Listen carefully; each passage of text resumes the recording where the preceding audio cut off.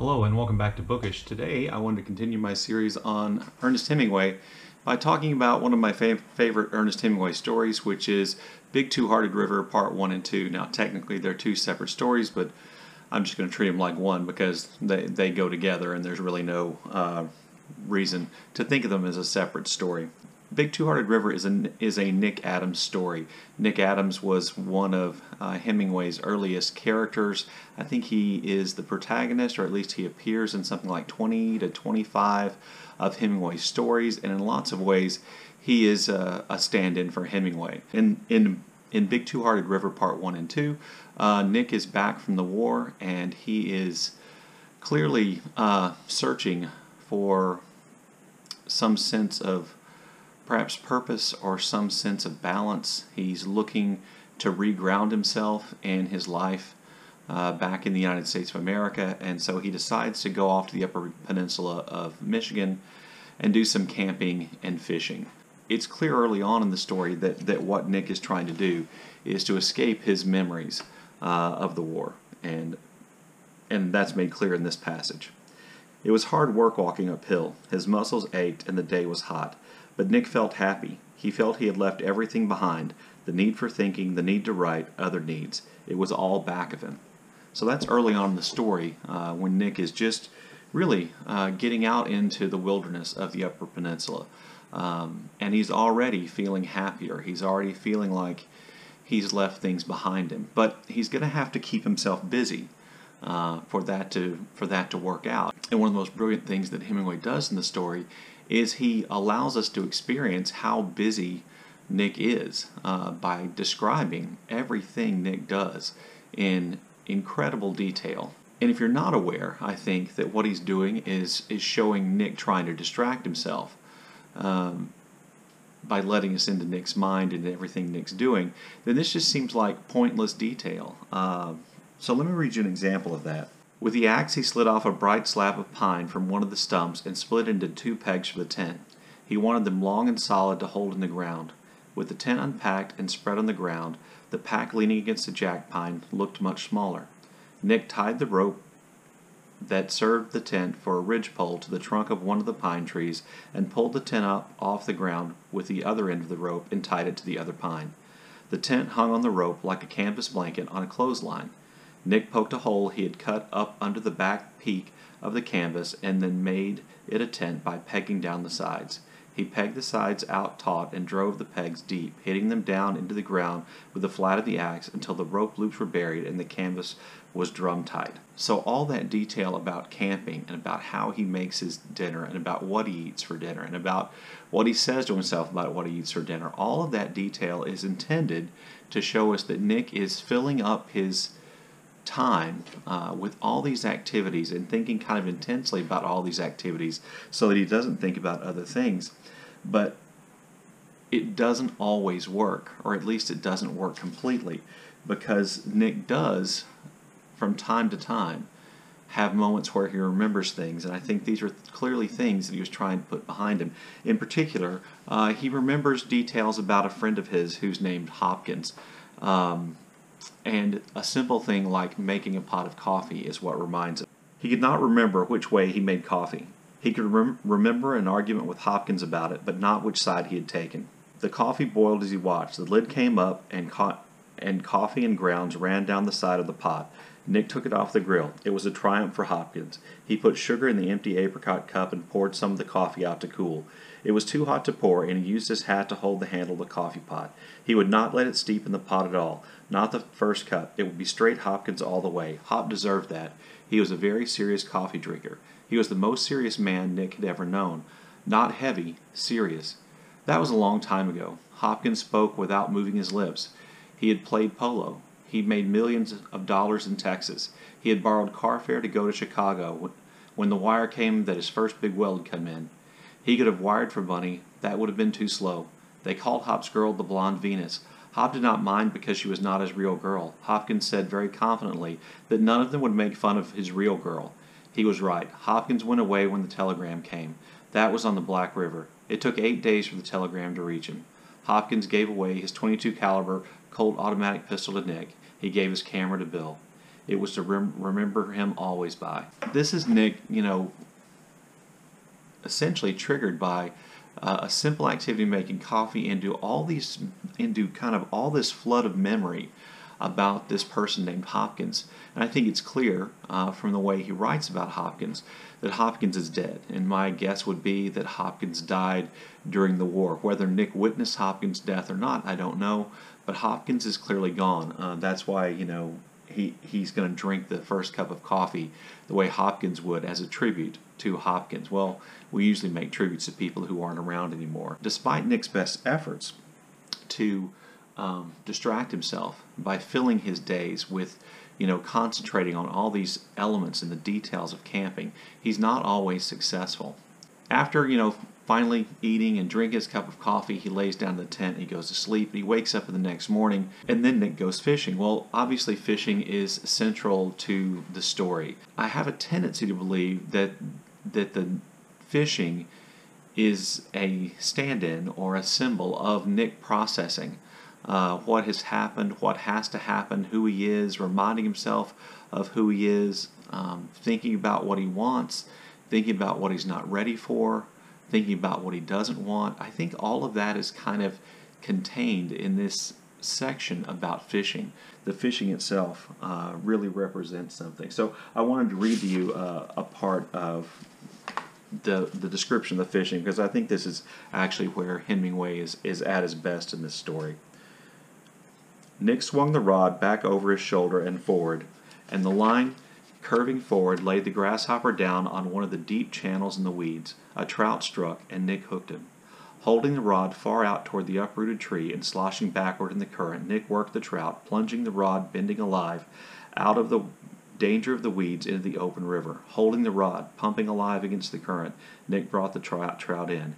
He rushed, but always came, the spring of the rod yielding to the rushes, sometimes jerking underwater, but always bringing him in. Nick eased downstream with the rushes, the rod above his head. He led the trout over the net, then lifted.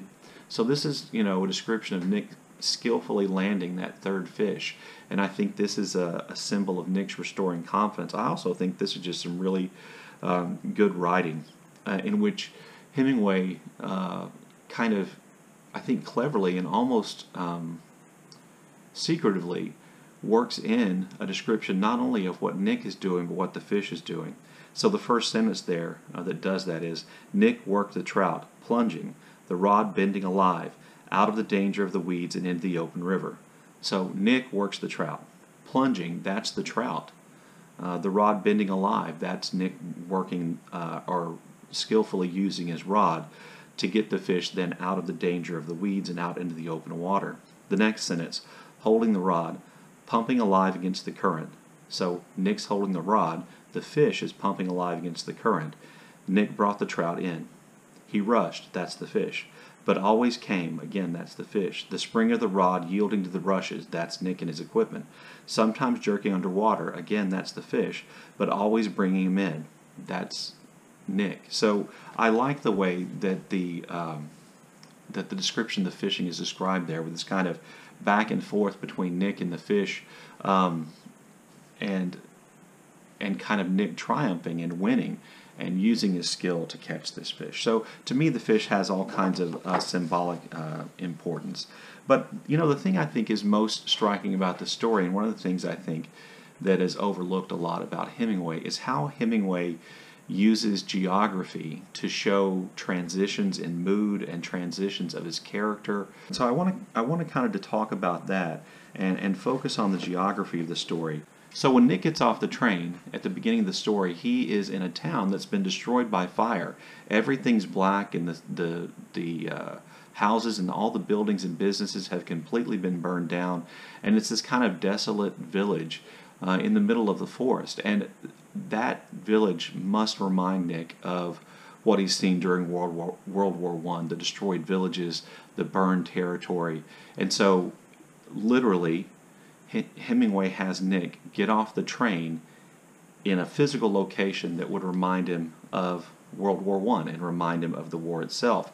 And then Nick sets off on a hike to get to his camping site. Eventually, while walking, Nick gets to a point where everything changes. 200 yards down the hillside, the fire line stopped. Then it was sweet fern growing ankle-high to walk through, and clumps of jack pines, a long, undulating country with frequent rises and descents, sandy underfoot, and the country alive again. So he literally steps from devastation to a country that he describes as being alive again, and this is clearly meant to indicate that Nick, once he crosses that line, feels alive again and is coming to life again. So that transition, I think, is an important part of understanding what's happening in Nick and understanding what's going on in the story. So later on in the hike, after hiking some distance, Nick comes to a stand of pine trees, kind of an isolated stand of pine trees surrounded by this kind of sea of what he describes as sweet ferns that cover the hills and the undulating land. And Nick goes into this forest and he walks among the trees that are pretty much free of undergrowth. And then as he's just kind of emerging from the trees, as he's just at the edge of that group of trees, he decides to rest. Nick slipped off his pack and lay down in the shade. He lay on his back and looked up into the pine trees. His neck and back and the small of his back rested as he stretched. The earth felt good against his back. He looked up at the sky through the branches and then shut his eyes. He opened them and looked up again. There was wind high up in the branches. He shut his eyes and went to sleep. So this, I think, is, not just Nick needing physical rest from the strenuousness of his hike, but I think this is Nick needing a moment to kind of restore himself emotionally. He is still in this transition from the war to returning to his life, and even though he's happy and he feels contentment and he's relieved to be out camping, he still is processing the emotions of what's going on and what he's having to go through. Later on, when Nick gets to his campsite and he's made his camp and he's got everything just the way he wants, Hemingway tells us this. Nick was happy as he crawled inside the tent. He had not been unhappy all day. This was different, though. Now things were done. There had been this to do. Now it was done. It had been a hard trip. He was very tired. That was done. He had made his camp. He was settled. Nothing could touch him. It was a good place to camp. He was there in the good place. He was in his home where he had made it, and now he was hungry. So again, the shortness of those sentences and kind of the staccato nature of that is like literally going through almost a mantra in your head of things to calm you down. I've done what I had to do. I'm here now. This is good. I'm happy. I'm content. I can put it all behind me now. And now I'm going to go on to the next thing, which is eating. And this, again, I think is a part of Nick processing everything. And again, he can't get this feeling until he makes the transition all the way to the campsite, where he's among the trees, but looking down at the river where he's going to go fishing the next day. The next geographical feature I think that plays an important role in Big Two-Hearted River is the river itself. So, obviously water and rivers have a lot of symbolism in a lot of works of fiction here. And I think the river here literally symbolizes the fact that Nick is going to have to step back into his life. He's going to have to get back in the flow of the world at some point, just like he's going to have to step into the stream to go trout fishing. And, it's not going to be easy, and Nick knows that. And so I think that's why Hemingway focuses on the word shock in terms of describing Nick in the river. He stepped into the stream. It was a shock. His trousers clung tight to his legs. His shoes felt the gravel. The water was a rising cold shock. He used the word shock twice in that short paragraph. Rushing, the current sucked against his leg. Where he stepped in, the water was over his knees. He waded with the current. The gravel slid under his shoes. He looked down at the swirl of water below each leg and tipped up the bottle to get a grasshopper. And I think the river there clearly indicates Nick is going to have to return at some point to his life. He's going to have to at some point return to that life and get back to who he was. And, the fishing, I think, as I said earlier, I think is a symbol of Nick attempting to process that idea of getting back to life and returning to the flow of his life. But even then, as confident and as good as Nick feels in his campsite, there are still things he's not ready for, and I think those things are symbolized by the swamp, which appears in the story as well. Beyond that, the river went into the swamp. Nick did not want to go in there now. He felt a reaction against deep wading, with the water deepening up under his armpits. Took a big trout in places impossible to land them. In the swamp the banks were bare. The big cedars came together overhead. The sun did not come through except in patches. In the fast deep water, in the half light, the fishing would be tragic. In the swamp, fishing was a tragic adventure. Nick did not want it. He did not want to go down the stream any further today. So this means to me that clearly that Nick is not ready to take on all the challenges that face him, that he is still not mentally prepared, that there are places mentally that he's not ready to go yet, and the swamp is the last piece of geography that kind of signifies where Nick is. And so I think in the entire story, what we're supposed to understand is that Nick is working on healing himself and coming to terms with what's happened, figuring out how to put that behind him, figuring out how to distract himself, figuring out what he does and doesn't want, undertaking the shock of getting back into the flow of his life, but also recognizing that there are things that he's not ready to deal with yet. There are aspects of his life, or perhaps what's happened before, that he's still not ready. He's still not equipped to deal with. Anyway, that's my take or my interpretation of what is, I think, my favorite Hemingway short story, Big Two-Hearted River, Part 1 and 2. If you've read the story, I'd like to know, love to hear what you think about it in the comments, and I look forward to hearing your comments about my video. Thanks for watching.